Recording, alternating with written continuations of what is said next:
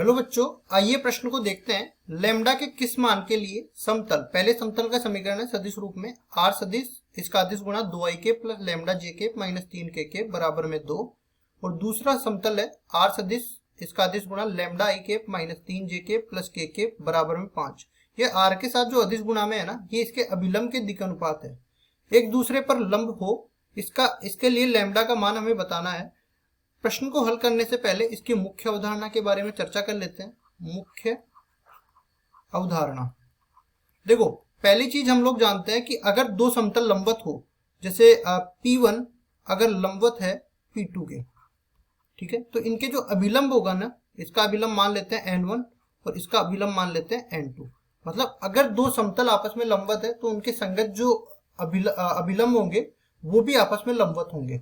और अगर अभिलंब लंबवत हो गए तो ये जो दिशा सदिश है, ये अभिलंब की तो दिशा सदिश है, ये एक दूसरे के लंबवत हो जाएंगे। तो पहले लिख लेते हैं N1 का दिक् अनुपात है 2 लेमडा माइनस 3, N2 के दिक् अनुपात है लेमडा माइनस 3 और 1। अगर ये लंबवत है तो N1 और N2 दोनों का जो अदिश गुणा है वो बराबर होगा 0 के। N1 और N2 का अदिश गुणा 0 के बराबर होगा, क्योंकि हम लोग जानते हैं कि अगर दो सदिश A और B का अदिश गुणा करते हैं ना, तो A सदिश का परिमाण B सदिश का परिमाण और दोनों के बीच का कोण थीटा हो तो ये कोस थीटा के बराबर होता है। अगर थीटा का मान मेरे को 90 डिग्री मिल जाए तो कोस 90 डिग्री का मान कितना हो जाता है, 0 के बराबर। दोनों अगर लंबवत हो गए तो बीच का कोण 90 डिग्री हो जाएगा और कोस 90 डिग्री का मान 0 हो जाएगा, जिसकी वजह से अदिश गुणा का मान 0 हो जाएगा। अब दोनों जो अपने पास दे रखे हैं अभिलंब, उनके दिक् अनुपातों से हम लोग इसका अदिश गुणा निकालते हैं। देखो इसके लिए क्या करते हैं, 2i के प्लस लेमडा जे के माइनस में 3k के, इसका अदिश गुणा निकालते हैं किसके साथ, लेमडा आई के माइनस में 3j के प्लस के साथ, और ये बराबर हो जाएगा 0 के।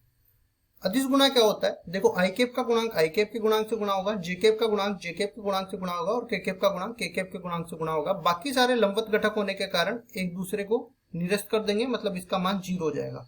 2 लेमडा से गुणा होगा, 2 लेमडा आ जाएगा, लेमडा माइनस 3 से गुणा होगा, माइनस 3 लेमडा आ जाएगा, माइनस 3 1 से गुणा होगा, माइनस 3 आ जाएगा, बराबर में 0 हो जाएगा। माइनस लेमडा माइनस 3 बराबर 0 हो गया, तो लेमडा का मान यहाँ से माइनस 3 के बराबर हो गया। केवल लेमडा का मान हमें निकालना था, जिसके लिए ये दोनों समतल आपस में लंबवत हो। तो लेमडा का मान अपने पास कितना आ गया, माइनस 3 के बराबर। यही अपना उत्तर है। आशा करता हूँ ये सवाल आपको समझ में आया होगा। धन्यवाद।